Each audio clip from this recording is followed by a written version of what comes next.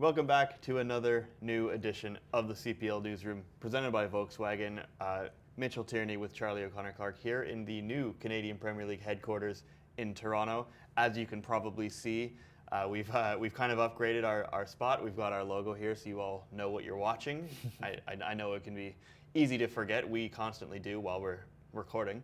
But anyway, we're back after a couple weeks off, and a lot has happened since the last time we talked. Plenty has happened, a lot has happened since the last time we were here, Mitch. Let's maybe start very quickly with the most recent, let's say, news or happening in the CPL, which was that last Canadian Championship quarterfinal. Yeah. FC Supra get past Ottawa after a pretty crazy game. Yeah. I think it was 3-3 in that second leg, but we now know the semifinals, Forge and Supra, one of them will play in a CanChamp final. But there's a lot to like about kind of how Supra got through this tie. Yeah, I mean, first and foremost, incredibly impressive from Supra on their first time in the competition to reach the Final Four. You know, it's something that some CPL clubs have never done. Other ones have done, you know, maybe once or twice. So for them to do it immediately is very impressive. And the way they were able to handle the two legs, obviously going into that second leg with so much time in between the games, so much change with the clubs, a new head coach for Ottawa, a new style, like you kind of felt like, okay, maybe it was, obviously they had a 2-goal advantage, but maybe it was a little more blank slate than, you know, if they were playing a week later kind of thing, and they go out and score 2 in the first 16, and it's basically, you know, dead from there. They have a 4-goal advantage at that point, and, you know, it's pretty much done and dusted, and that's exactly what you'd love to see from Supra, and they kept attacking from there. So an excellent performance from them, and just continuing what they've done in this competition so far.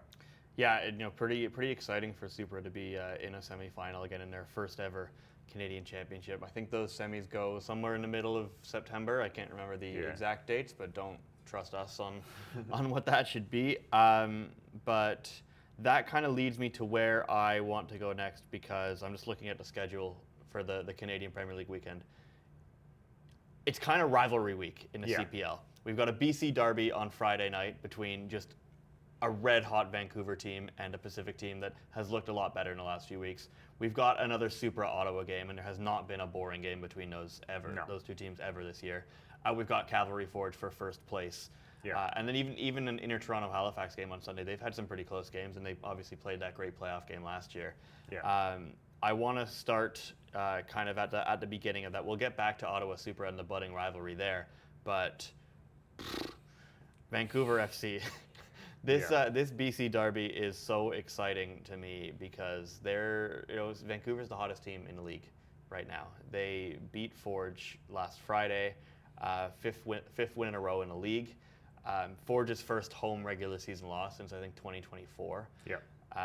We've talked about Vancouver so many times on this show, and we talked about them before they started winning and said they were going to start winning. How vindicated do we feel? Pretty vindicated. I think right. we're pretty smart on this year program.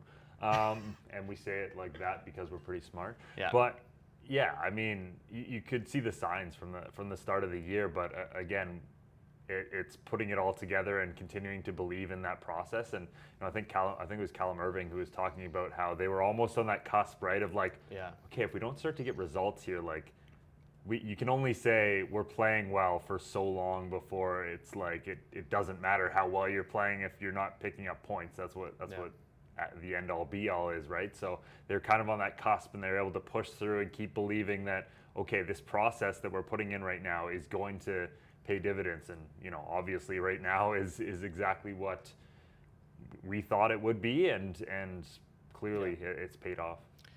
I mean, they're just a good team. Like they don't seem like they're a hot team going through a hot run of form. They've been a good team all year. And I think that's been really important. It's like as Callum was saying, they went until I think on June 1st they had one win. They had scored 5 goals. And they had 5 points in the league. They were down at the bottom, and it was kind of starting to creep in like that. Oh, here we go again, right? Like where another season is kind of slipping away and it's not happening. And then they started winning, and that belief is there because they're going into games now believing that they can beat anybody, right? Like it is very hard to go into Hamilton in the Canadian Premier League and win against Forge. And Vancouver went in and felt like they knew they were going to from the start of the game. Obviously, it was a weird game. There's some controversial stuff, you know, a lot of kind of FVS involvement and whatnot. But you know, at the end of the day, Forge were frustrated. They didn't put the ball in the net, as clinically as they would like to, and now Vancouver are again they're still in third. Obviously, they're still 9 points back of the actual top, Right. battle at top, 2 points ahead of Ottawa in that third place spot. But I don't know, this is just a team that feels much different from past Vancouver FC teams, and I think we owe a lot of that credit to Martin Nash too.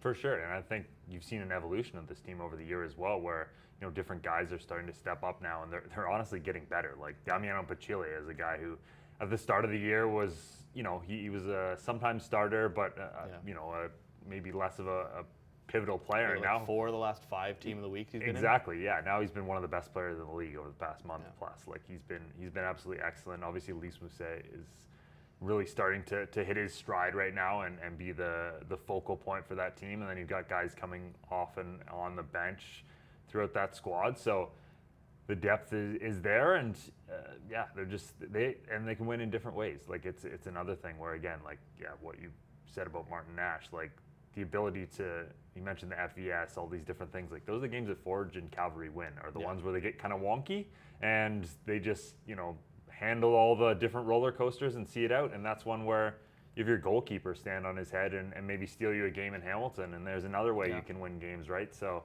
they've been winning 5-0, they've been winning 1-0. Like that's what you need to do over the course of a season to continue to get results. That's exactly it. And shout out Callum Irving. I think 7 saves in that game against Forge. So 2 of them were some of the best saves I've ever seen in the CPL. Yeah. And I told him that after the game. He's like, yeah, I think same. But that one on was it, I think, Ismail Aketakun, that comes off the crossbar and he just flies over and gets a hand to it somehow. But Martin Nash said the same thing, that Forge and Cavalry in this league win by scoring lots of goals, or they win the ugly games where things aren't going there, where they find ways to win. That's how you get to the top of the table in the Canadian Premier League. But that BC derby is going to be a lot of fun, again, against a Pacific team that, under Terry Dunfield, the last 3 games, 1 point, to be fair, but they've led in every game. I don't think any CPL team has more expected goals in that stretch than they do. It's 7 or something. You looked this up the other day. It's 7 or something in those 3 games. They're getting shots. They're getting chances. They just need to start putting them in. But it feels like there's a little bit more belief and just energy in Pacific as well. So don't miss that one on Friday. That one's going to be a lot of fun. But I also want to go here to Cavalry Forge, because it's in Calgary. It's a battle for first place. Yep. These teams are 1 point separated in the standings. Both had kind of a frustrating weekend. Forge obviously did, and Cavalry kind of got, let's be real, outplayed by Supra. Yeah. Got away with it with a late goal at the end, but it feels like this is going to be a pretty defining moment in the Shield race, right? Yeah, I mean, that's a good point there, and you wrote this week for CPLsoccer.com about some of Kyle Becker's comments. You can search it up right now if you want to. Just read while I talk and spew your words back at you. But Kyle Becker talked about how they just haven't been at it recently as much as what were the exact words he used? Oh, so because I've got my laptop here, I can actually read the exact quote from Kyle Becker. Very good. Who said, for the last month or so, we've not been as sharp or as clinical as we need to be in these games. We need to look ourselves in the mirror, take a little bit more accountability in what we do. It's been good for large portions of the season, but there's too much coasting. Becker said a couple things, and he went on to talk about how it's even the little moments in games. It was right after the Vancouver game, so he was seeing when Vancouver had a throw-in, they weren't pinning them back; they were letting them take territory and move forward and advance, right? And that's not necessarily always been the Forge way. So that's kind of what Becker's talking about. He wants to see them kind of come out with just this, a little bit more of an edge. He was talking about maybe complacency or almost.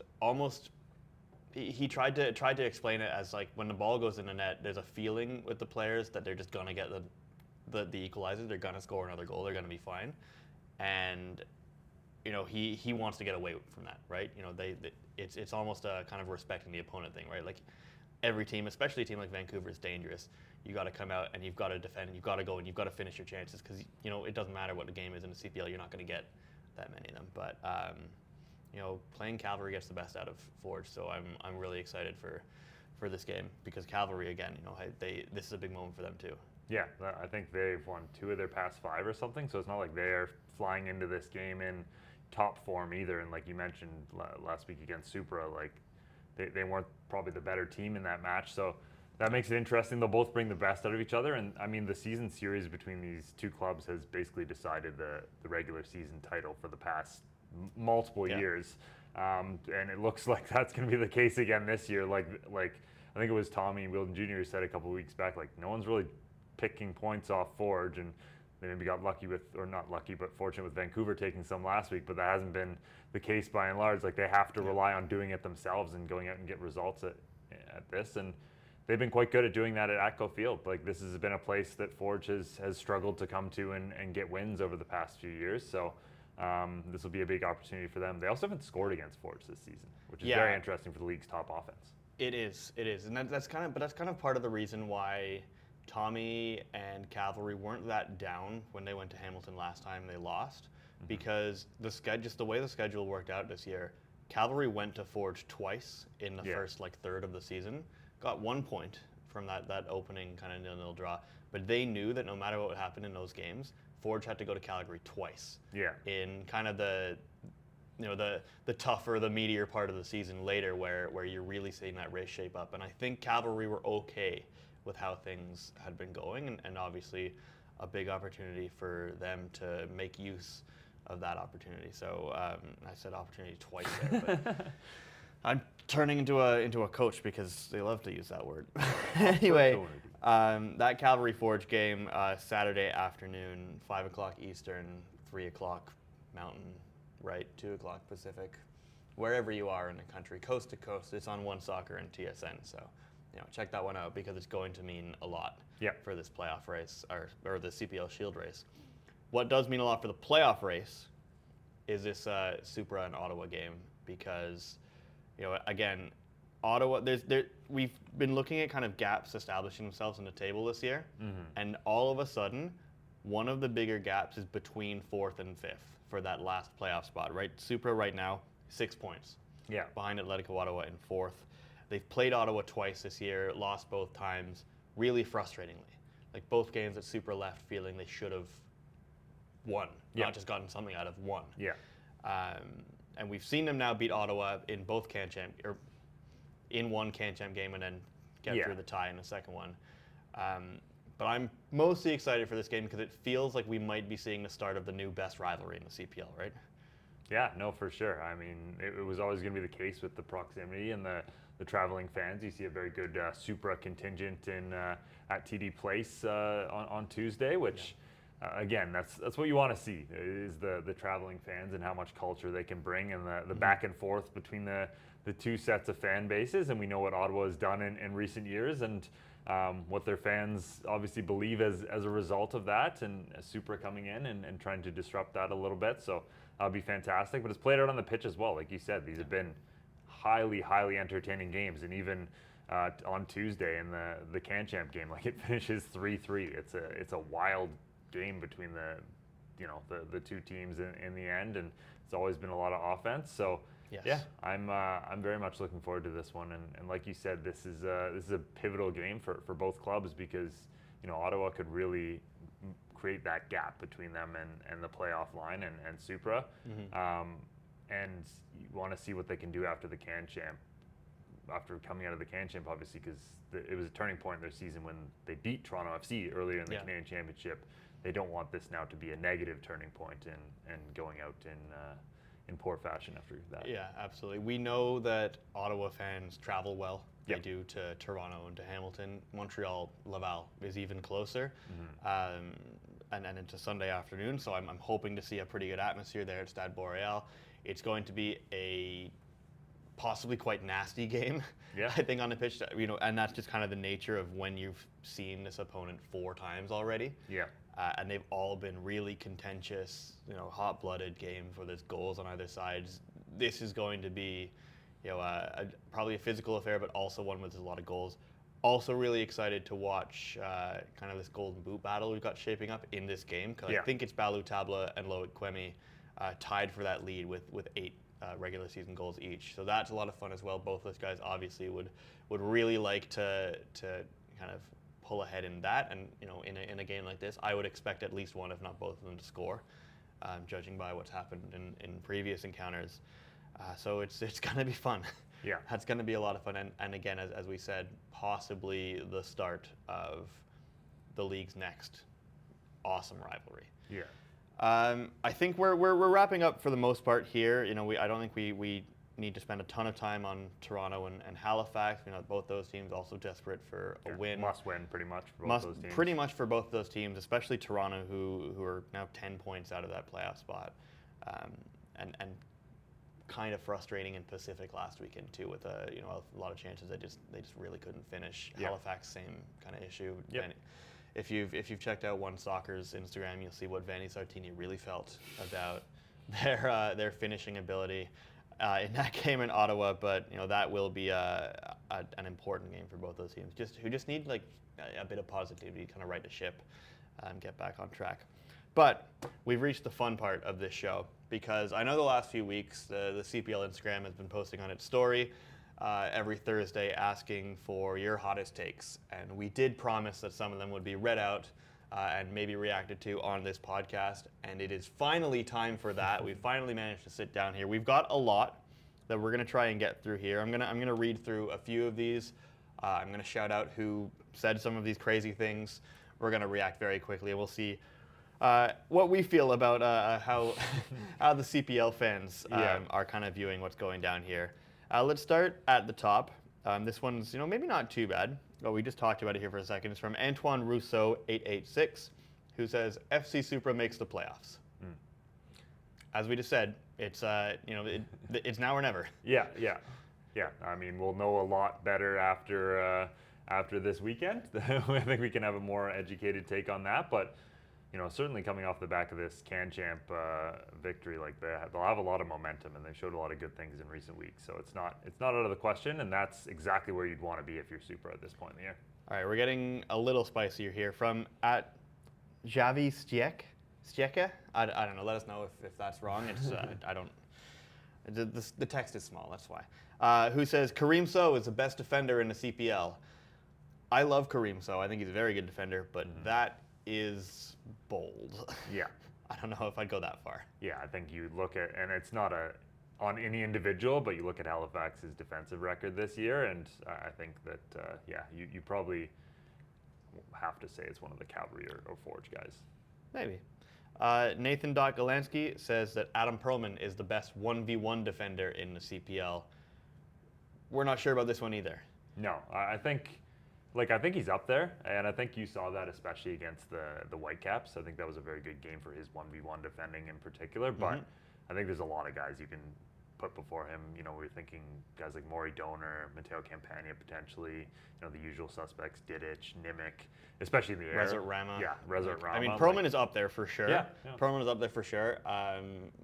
You know what? Maybe. I think that's, of the three we've said so far, that might be the one I'll buy the best. Yeah. By the most. This one, unfortunately, I'm not going to buy. WG Riley says Pacific FC will win it all. If they're going to, then they have to start now. 4 points when the leaders have 35 makes it tough. Yeah. Anyway, sorry, Pacific. But you never know. Crazier things have happened.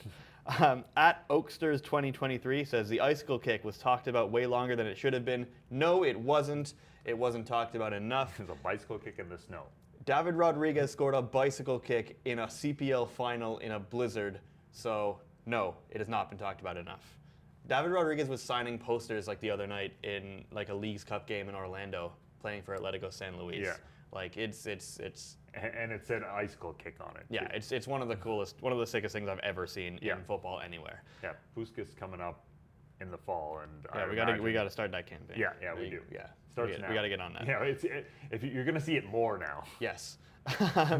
All right, L_Saskino. Loic Quemi will be the leading scorer of the league after 28 matches. Well, he's tied for the leading scorer of the league after 15, 16? Right. For FC Supra. So, sure. Yeah, I can see. I can see that. They win a lot of penalties, to be fair, and he seems to be quite good at penalties. So I think that's going to help him. And Obviously, we've seen how vicious his strike is from open play as well. Yeah. Yeah, they're a team that prioritizes attacking. It's not hot at all. Scores a lot of goals, and I think he's only getting better. This one we got from multiple people, so it's not we can't just flame out one person who said this one. But Forge won't make the final. They didn't last year. They are currently leading the league. I kind of don't think so, but yeah, I think I've made it a general rule to just not really bet against Forge. Don't pick against Forge at the moment. Yeah. But we'll see. If Forge aren't in the final, we will shout out every single person that said they wouldn't be. Yeah. Okay. Be a long show. Yeah. At Caleb Gilchrist 22, Toby Warshevsky will go down as the best CPL player of all time when his CPL time is over. This is a spicy one. This is a tough one. I think right now you'd probably say it's Kyle Becker. Yeah. But I think, let's be real, Toby Warshevsky might have more years remaining in a CPL than Becker. Yeah. Hasn't won a Player of the Year yet. Could be this year. We don't know, but he's certainly up there. But I'm not sure if there's quite the evidence to say that as definitively. No, if you wanted to make the case for him being the best player in the league right now, I could hear that argument, but it's definitely Becker. I mean, he's been Player of the Year nominated every year but one. He's won it once. Like, Forge have the success. Like, yeah, I think it's pretty clearly Kyle Becker. Yeah. All right, we've got two last ones here, both from at Tristan Davey 7, who is very obviously a Forge fan. First one, Nana Mpoma is a top 3 player in the CPL. When he's healthy and in form, he can be. Yeah. I don't know if he has been this season, but he obviously missed a lot of time in the start of the year, building back up to fitness. But certainly got the talent to be when he's on his day. I think he finished 3rd in Players Player of the Year voting last year. So there you go. Players know better than we do. Yeah. They have to defend against him. Yeah. Or fail to sometimes. Yeah. And last one from Tristan. This one might be a little hotter of a take. Anthony Romatario will clean up come award time. He did at the OPL Awards, or the League One Ontario Awards last year. Won pretty much everything. I don't quite think that's in his future this time. No, he does play kind of an unheralded position as well. Like, big awards tend to go to the guys who score all the goals or take all the set pieces. And plus, he's not a defender. Yeah. He's not an under 21. Yeah, so he's eliminated. He's not a goalkeeper. So yeah, he's not a coach. So he's eliminated from a number of categories already. So yeah, I don't think we're gonna see Anthony Romatario, and he plays on a tough team too. Like Forge always split the votes. Hard to stand out. Yeah. In Forge and win a Player of the Year award there, but maybe one day, Anthony. All right, I think that's all we've got for these hot takes. Again, I think those are pretty fun, but if you disagree or agree with any of those, let us know. And I think in the current CPL Instagram story, you can go add your next ones or wait till next Thursday, because we will keep doing this regularly. So give us some better ones. Give us some crazier ones, and we will continue to do so.